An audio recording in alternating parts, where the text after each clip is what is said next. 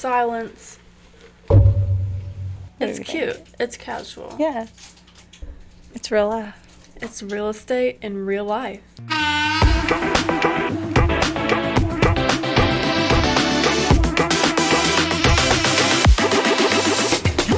Hello to our loyal fans.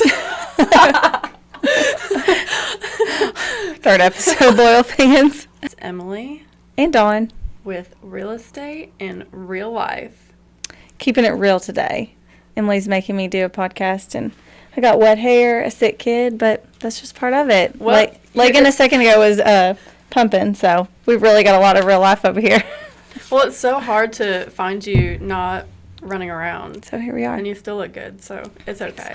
The other day, I wasn't eavesdropping, I promise. I'm sitting next to her. It's hard not to when all we're the right next to time. each other, yeah. I overheard a conversation. There was a guy who owned some commercial property. He said he was interviewing several commercial agents in town, and he asked, "Why should I list with you? What sets you apart?" And I'm sitting over there thinking, what doesn't set Dawn apart? Of course. So I wanted to hop on here and have you talk about why you're the commercial queen of Paducah. Well, that's sweet. But I think one of the biggest things, and what I told him, is that, there's definitely other agents, great agents that do both residential and commercial, but there's a difference between someone that specializes in commercial and knows kind of the ins and outs of what it takes to get a property, especially like a bigger investment property, to the market. And so I know we were kind of chatting about some deals that we have going now, even just like a simple breakdown of what all it takes to put one of those together, from like this 2 properties that we have right now, one down on Market and one on Olivet Church that I have, strip centers. Just from the very beginning, putting together like an offering memorandum, what it takes to put together those offering memorandums. You have to dissect the property and really go through on the rent roll, the pro forma, and really understand how the sellers get their numbers and what you're going to pitch to a buyer. And then putting all the things together, professional photography, professional Matterport, virtual tours. We put them on all the sites, not to mention even what our in-house marketing does. But also just things like running traffic counts, running demographics, surrounding, putting logos on the areas, doing a site outline, just so many things that go into these deals that if someone, he was like, well, when can you get this property listed? XYZ agent said they could do it in 2 days. I'm like, well, of course I can do it in 2 days. Physically I can do that, but do you want that? Do you want all these things done?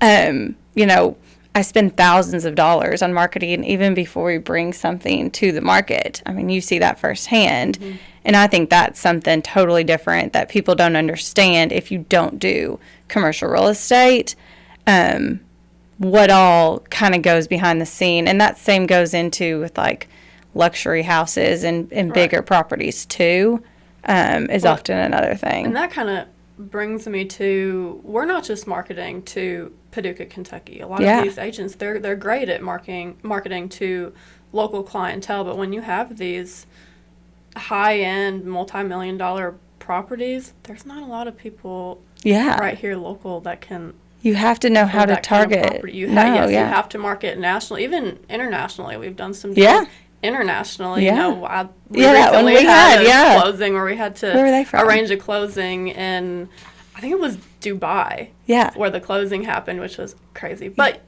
that brings me back to you have to spend the money and know where to put these things to reach those people. Yes, exactly. Where to put those things. And I think if you follow me any bit at all, I harp on this all the time, on where to put these listings, especially when it comes to commercial. I tell people that own properties, Google your listing if you own a commercial property. And if it's listed and it doesn't show up immediately on Google, like on LoopNet or Crexy, if your agent tells you they put it on there, you can put it on there for free. But if you do not put the paid version of it, which is hundreds of dollars per listing, I spend thousands a month on all my listings. If you do not do it on the paid version, the general public does not see it. We're not in a big market like, say, Nashville, where people can be members of these sites and then see all the free stuff. So you literally don't see it unless you put it on the paid versions. And people that don't understand that or don't invest into their career enough to understand that that's some stuff you just have to do. I think that's also where the difference is in like here agents and here that really understand how that works. Exactly. Yeah. Yeah, and one of the things that when I first started working for you that you would have me do, there are ICSC. Yes, ICSC. There are executives and real estate professionals that are with, you think about McDonald's and all the different Walmart and franchises. all the big franchises, and we go through and we send things out. Yeah, we make a list. People. Target properties. Especially when it comes to when we were doing all like the Menards sites and those outlots when I was at Falconite even. You have to go through and you find a list of those franchise owners and the area reps to then bring your marketing packet and send those to. So, that takes time to go through and find those real estate people and know who to send, and then you pitch your idea to those franchise owners. Right, because they're not looking at our local No, they're MLS, not looking at... Most likely, they're not reaching out to a local agent here that has access to the MLS. No. They're looking at those big websites like Crexy. Absolutely. Zipnet. Yeah, So, that's how they're finding us, 100%. What are some of those deals that you're currently working on with the bigger name franchises? Yeah, so a lot of commercial leases that we have under contract. Some take forever. One, it's not national, but Baptist Health just did. That took 2 years to get their new pediatric clinic. And some of that, I represented the landlord on that one, but the amount of time it takes from them looking at the site to actually signing the lease to now moving in, it's not just inspection and then checklist of here's the items that I want to fix. Right. It's getting bids, it's going through and meeting on site so many times, lease negotiations. So that's one. But as far as a national tenant right now that I have, Pizza Ranch, we signed a lease for it over in the mall building. Again, a building that we did that wasn't listed, wasn't on the market, and that's the difference between working with a local agent that knows the market and knows what's available. They were looking all around Paducah. I helped them on the tenant rep side, and I knew a property that was available, reached out to the owner, and that is where they're going to go. But during that process, we signed the lease 6 months ago, and had to get bids, and we're still in the process of getting bids before they will actually start the build out on a 9,800 square foot space. So that's probably the one national one. I'm helping Scooters right now try to find another space from your Scooters drink. Yes, I went this morning. Trying to help them and putting together kind of a market recap of what all is available in our market, some new builds and stuff like that again aren't listed. And so if you aren't working with a local agent that knows the market and knows these kind of things, it makes a big difference. Another thing it makes a big difference on is having an agent that does commercial real estate to help you on the tenant rep side can literally mean thousands of dollars in lease negotiations. A lot of people, they have no idea how to negotiate build outs. Yeah. They just think, it's this price online. It says for lease this amount. Maybe you can negotiate down a little. I have agents say that, and I try to think like, gosh, you're doing your client such a disservice by not understanding how tenant allowances work, how rent abatement works, what that means can literally, it's not like rate shopping where one bank offers this and another maybe matches or is a little bit less. It is huge. You could get, working on a nail salon right now, for instance. They went to the landlord with a price and got an estimate, but that agent represents the landlord, not the tenant. And so I'm working with him and I'm like, hey, there's other options too, and we could work that deal, but let me show you some other ways that we can do it, some other options that landlords are doing. And showing, we have a deal now where the landlord's willing to put in this TI for the deal and give them, some rent abatement for 6 months to do the build out. And it's like, if you aren't having someone that knows how to do that, all you see is the listing and you think, oh, well, that's the list price. I guess I'm going to do it, and right. It's hard. Yeah, and I think a lot of people think that just any agent they can reach out to Yeah. and help them with those things, and they don't realize how much Yeah. goes into it. And Yeah. yeah, you can plug and play a lease Yeah. agreement, but do you know what these terms mean? Yeah. Can you even explain these terms Do to you your do? client? Yeah, I mean, by all means, and I try. I think one of my biggest things and why I have such great commercial clients is I love talking to clients and my clients, but honestly, I feel like the less I bug them and the less I talk to these commercial clients that are business owners, they're busy, the better relationship we have because they're like, oh, I see Dawn's value. She's only coming to me when she needs me, when I need to make a decision. Otherwise, I'm like, okay, here's the lease I drafted for you. Here's what I think makes sense. You can go this way where you can give them free rent, or you can give them, TI up front.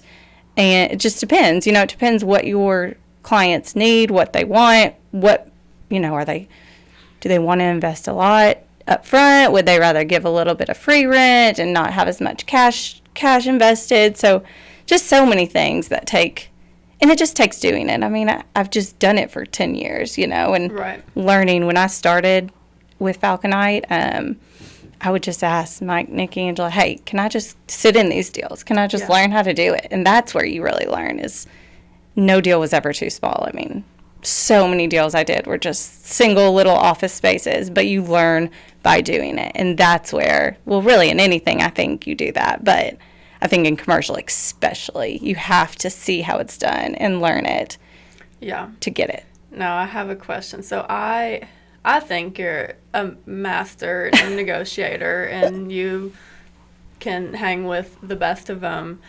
But I do want to ask, as a woman in real estate, do you think that there's kind of a stigma being a woman?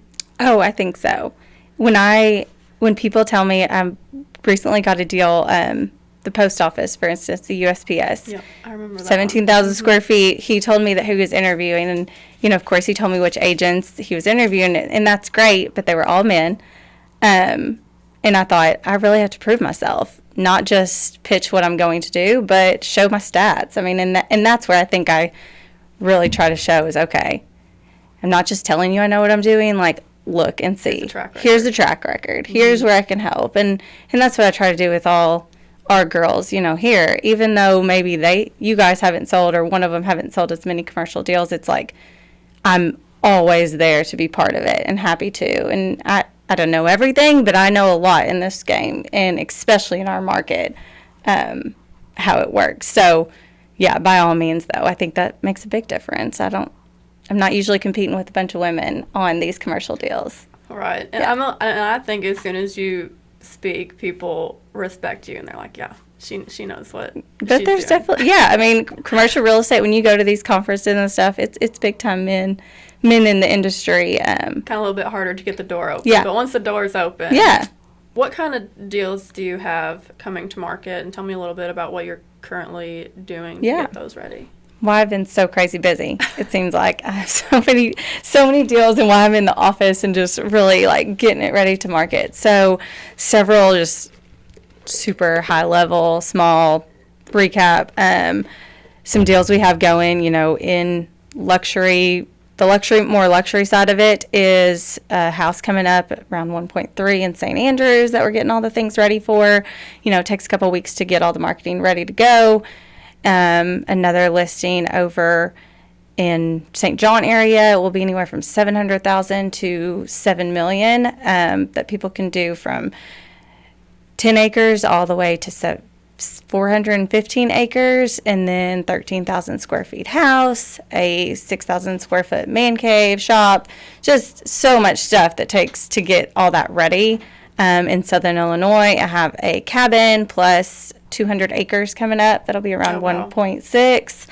And then flip into the commercial side of things, have a strip center or a medical tenant coming up that is a fully leased clinic and government-backed lease that will be coming to the market around 9-10% cap rate, and getting everything ready so that when we push it out there to those investors, they see Paducah, and that's not really what they're thinking. They're thinking, oh, well, this deal looks awesome, just like we were talking about when you pitch a site or a property to Chipotle. They have to see it And the more you can put together and the less work these like business savvy people have to do, I think the better you are at your job. And that's what I really try to do. I try to really show it to make it easy on people, because those are the deals that I feel like happen the best when an investor is like, oh, it's already put together. All I have to do is. Yeah, I don't have to ask you for I don't have to history. have everything. I don't have to ask you for a copy of the leases. I don't have to ask you. Have it all ready to rock and roll. And then another one is on 10X. I have an auction coming up on a strip center. And that is... So what is 10X? Yeah, so 10X is a platform, an online auction platform off of like CoStar and LoopNet. And it's really great for having a list of investors. So it's an online auction just like any auction. Some are absolute, some have reserve. But in particular, this property is an investment property here in Paducah, and it'll go up for auction the end of the month. And strategically, we did this, timed it with also this other listing that we have coming up on Perkins Creek that is the government lease, because through 10X, we'll have hundreds of investors looking in Paducah. We know they have the money because they had to register to bid. And if that 10X platform doesn't work and that auction doesn't work, well, then we flip them to our other investments. You know, we have a strip center on Olivet Church Road. We have a strip market house downtown, just all kinds of our listings that we can flip these like hundreds of investors to. And again, just a strategic way of having that. Think to do that. Yeah. I mean, and that's just part of like a listserv also of hundreds of investors that I make since I've started, you know, or those ICSD deals. You know, you make all these deals through the years and these contacts, and keep a listserv of them and people you've worked with, and they trust you to send them deals. So yeah, I mean, you do a lot yourself putting together these things, but you also have a full-time marketing staff. Yeah. You know, we're doing all these things nationally, but, you know, you have to keep those local contacts, and you want to be putting it out locally, too, and a lot of that we take care of here in the office with the full-time. So much. Yeah, those are just stuff I do, let alone what the office, which, you know, what you and Jordan do for each of the listings for all of us girls here is huge. I mean. Yeah, putting together flyers and offering memorandums, doing videos, and doing all the social media and stuff. All of that together, I mean. Oh, yeah. Goes a long way. Yeah, I mean, I think when we get, I'm doing justice by Jordan not saying it exactly, but I mean, when a listing comes in, it goes straight to Facebook, to Instagram, to stories, to YouTube, to TikTok, to Google, to paid Google ads, to, you know, the paid search ads on Facebook with the demographics and the areas we want, all stuff that, you know, people that know what they're doing, and the algorithm are way better at that than me, but that's the things that you invest in your business, and you invest in a company that understands that and does that. And that's where I think we set ourselves apart too, to have those people, and everyone pays in part to have that done, to have an in-house marketing, to have that like sphere of things that are being done on our listings for our clients, and making it about them. Right. So what do you say when these clients come to you and ask you to do a reduced commission amount? Yeah.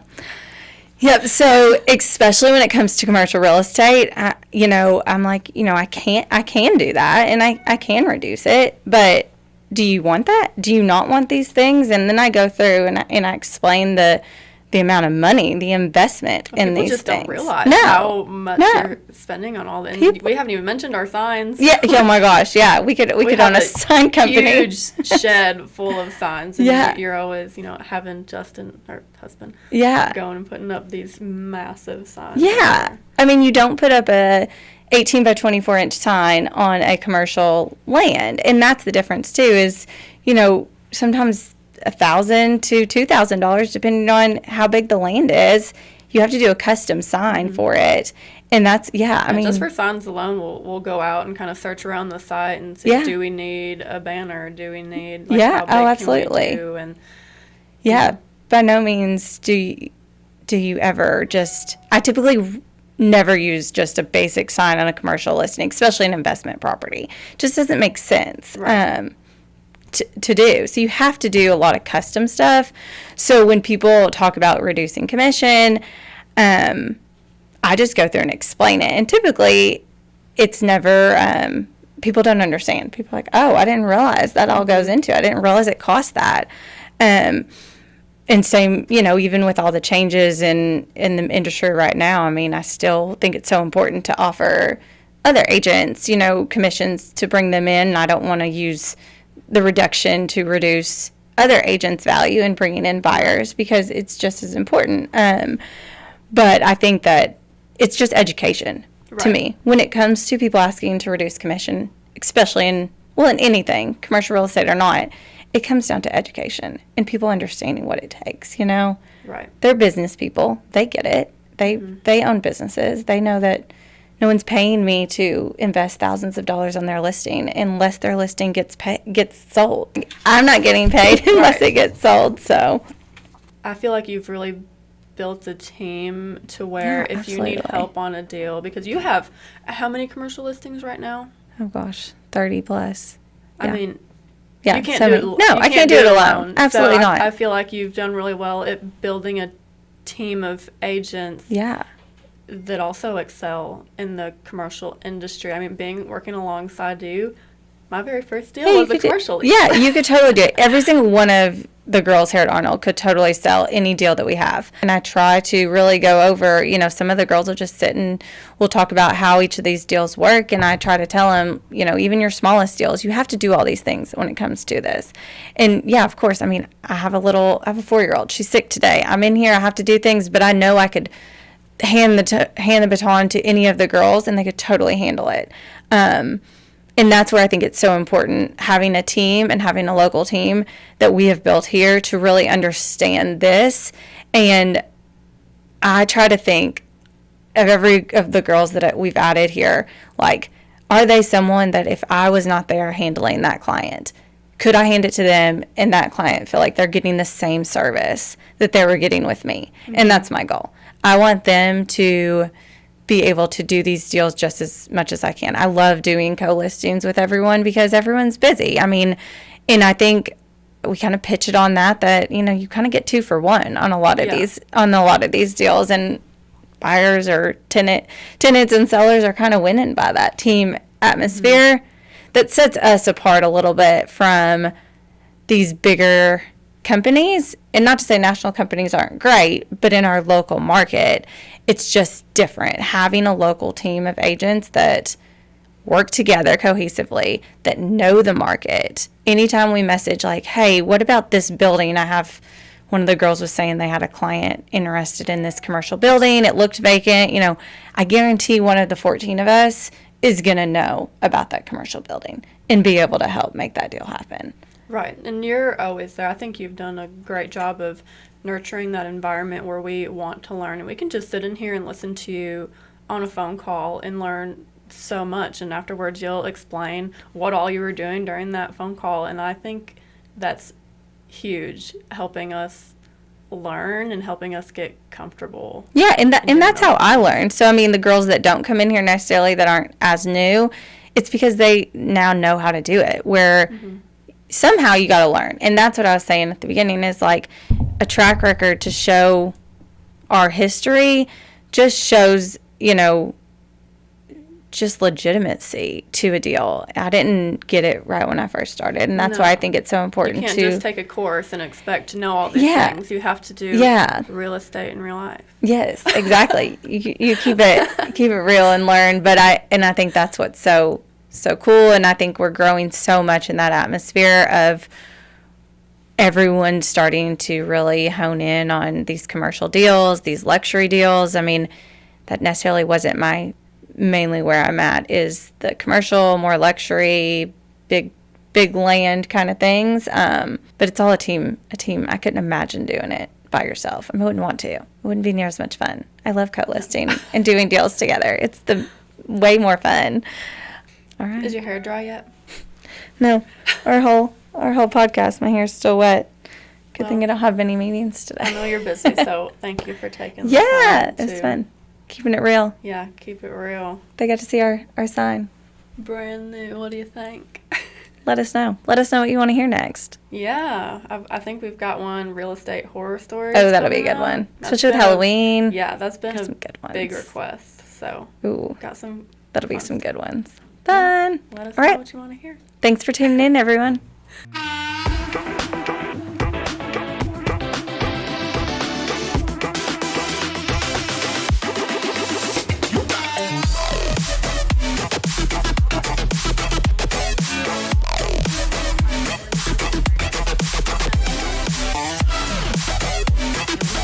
The views and opinions expressed by Arnold Realty Group or affiliated agents are their own and do not reflect the views of the podcast creators, hosts, or sponsors. Information provided is for general informational purposes only, and we make no representations or warranties of any kind, express or implied, about the completeness, accuracy, reliability, suitability, or availability with respect to the podcast. Any reliance you place on such information is at your own risk. Thank you for your understanding and enjoy the podcast responsibly.